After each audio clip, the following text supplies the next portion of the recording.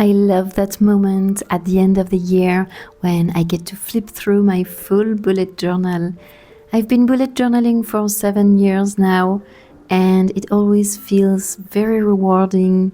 I keep learning and having fun with it, using different media, and I kind of feel proud every time for the mere consistency of completing a full year. This time it feels especially satisfying because my whole year 2025 exactly fit into this one notebook therapy Bujo. It's the Sunlit Mystery Journal in A5, and with this color, the sun, and the gold foiled edges, it's been a real joy to use. So I'm going to flip through all of it with you, and then I'll need your help figuring out what journal to use next year. So stick till the end and tell me what you think. Okay, let's start. For this year, I wanted to use more colors, try brighter themes. So my 2025 Bujo setup is colorful with suns to match the notebook and clouds and leaves. And I used stencils for the headers, so it's cheerful and beginner friendly. As for my goals, it went pretty well this year, I'd say. I set up half the year in my future log because initially I didn't know how much would fit in this notebook. So here I have all the important dates and holidays and stuff. Then I have a content planner with my social media tracker at the bottom. And next is my health tracker. Fortunately, didn't have much to track here this year. And my collabs. January was a magical bonsai theme with colored pencils. That was actually the first time I used colored pencils in my bullet journal, and those were from Artex. I'd really like to do another theme with these soon because I thoroughly enjoyed drawing with them. They're super smooth and bright, and I like that you can layer whatever shade of color you need. Here I did quick Dutch door weeklies because I did this setup during the Christmas holidays, so there's no time and a lot of videos to film at that time of year. February was around Lunar New Year with very cute washi stickers from the washi tape shop. And here I played with the stickers. I used the same color palette for the headers, added a cute little border, and that's it.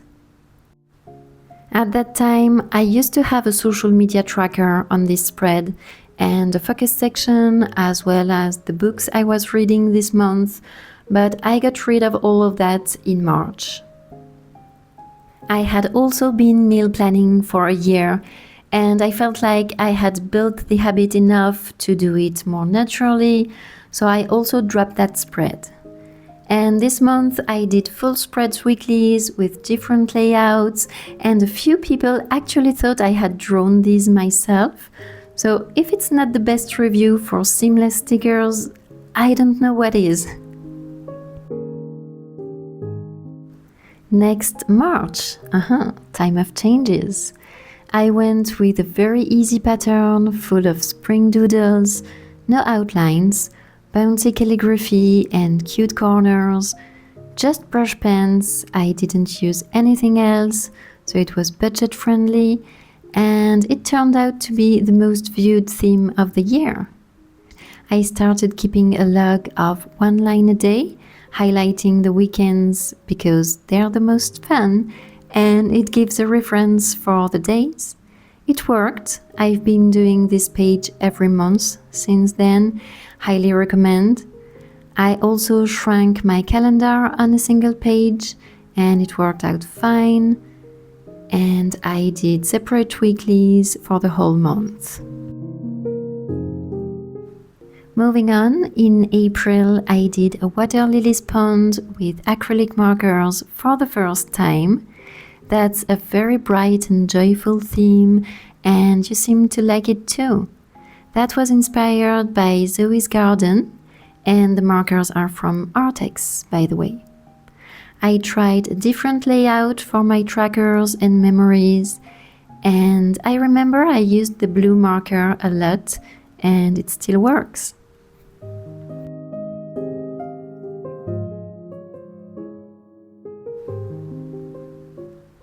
May was whimsical botanics with a double waterfall. I did it entirely with the whimsical botanics set from Notebook Therapy.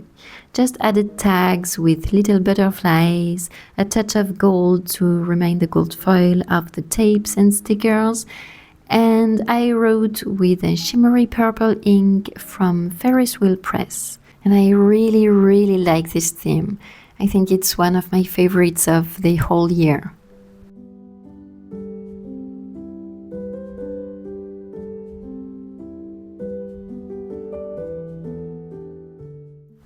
June.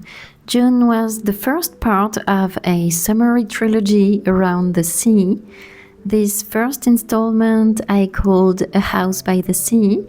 I did collage with craft paper and stamps, and I used washi tapes and stickers from Journal Say with dragonflies, jellyfish, and lots of corals and shells.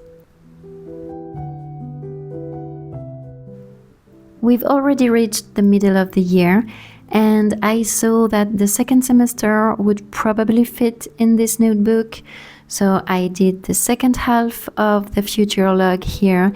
Anyway, it's more convenient here because you don't have to flip back so much. Same for my health tracker, and I did change my content planner a bit. July was the second part in the summer trilogy, and we went diving under the sea with fun summery doodles. You named the little crab Sebastian Gustav. Thank you. So here it's just doodles, shells, and starfish. And I did separate weeklies, independent weeklies, and I really like the stripes, like on a towel.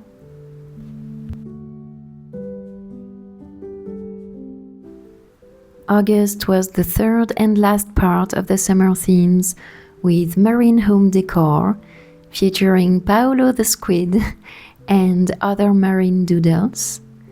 Here I switched my painting tracker for a screen time tracker, and since it was peak summer vacation season, I did single page weeklies with a Dutch door. Coffee for September. I was late for September, so I didn't film this setup, which is a shame because I like it a lot, and it's super simple and more minimalist than it looks. It's all washi stickers from the washi tape shop, and I used a fine liner and 3 brush pens, that's all. Again, Dutch door weeklies because of the hurry.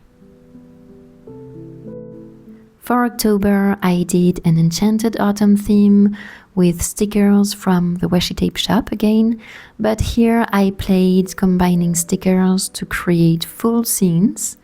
I also like the ripped page out of a book as a background and the individual letters for the headers. I put stickers everywhere and I played with different tapes for each weekly, and I love how busy and cozy it looks. And then I skipped a page, totally by mistake. November was a hedgehog in a fall harvest with colorful acrylic markers and a touch of metallic gold from Artex again. Here we have Herbert the hedgehog and full doodles that are easy to replicate with leaves falling everywhere. Also Herbert's children and a memories page that's pretty empty. Simon the snail and other little doodles. And then for the last weekly I did bigger doodles, and I realized I like this page much more than the others. December is a winter wonderland theme you probably just saw in my last video. We have snowy landscapes and reindeers. It feels cozy and quiet. I did it with stickers again from the washi tape shop, and it was so quick. The majority of the clips in the video are real time with a nice music. It's pretty relaxing, I think. Here I also combine stickers to create full scenes, and I think you'll be seeing some of the weeklies for the first time. That one was just a snowy landscape matching the cover. I also used my new stamps from Journal Say, by the way. Then we have a warm and cozy indoor scene with the girl reading. The 21st is winter solstice, so a lot of snow, a snowman, and warm clothes. And the last week is around Christmas, with a Christmas market, reds and greens, and a more festive vibe. At the end of each year, I like to do a quick recap of the main events of the year.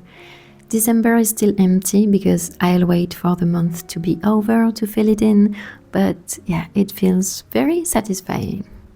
Okay, so we've reached the end of this notebook and of the year 2025, but we're not done yet. Now I need your help to choose my bullet journal for next year. So since I enjoyed this Bujo a lot, I got a couple more notebooks from Notebook Therapy for next year for all my journals. They sent me one as a gift, and I may have bought 3 more. I'm waiting for the last one to come this week. And I'm an affiliate with them, so you can use my discount code and support this channel. So first they sent me the Enchanted Fox notebook from the Forest Friend collection.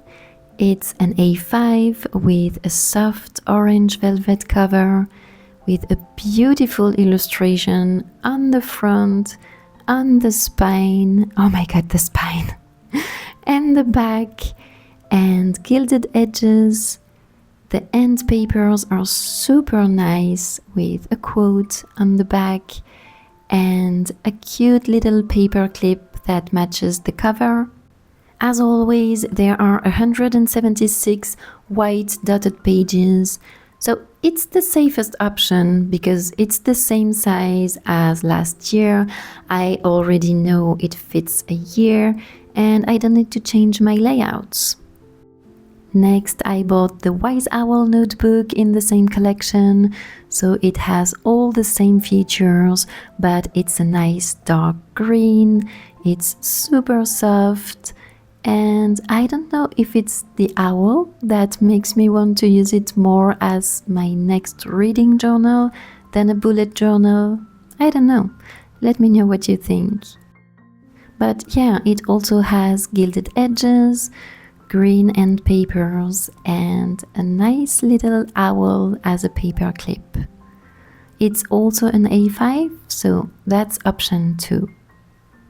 And now the true dilemma. I got the Moonlight Corner notebook with books and stars on a linen cover this time.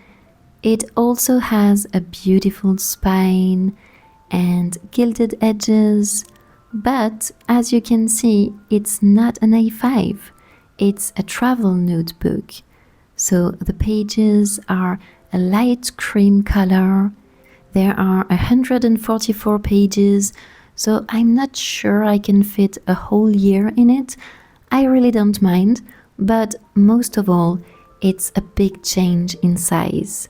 It's slightly shorter than an A5 and much narrower, so it looks easy to carry around and I could simplify my weeklies, but I would have to adapt all my spreads. So A5 is fine, but basically I'm curious and I'm kind of tempted by the challenge. I'd love to know what you think and if you'd be interested in travel size bullet journal content. Tell me in the comments. And now we're done. Thank you all for watching. I hope you enjoyed this yearly bullet journal flip through and the little unboxing. Tell me what's been your favorite theme of mine this year and what you'd like to see next year. If this is your kind of stuff, don't forget to like and subscribe so this video can reach more journalers like you. I leave you a playlist with all my 2025 monthly plan with me videos. And if you want even more inspiration, I leave a playlist with my previous flip throughs. I'll see you soon with my bullet journal setup for 2026. And until then, enjoy planning!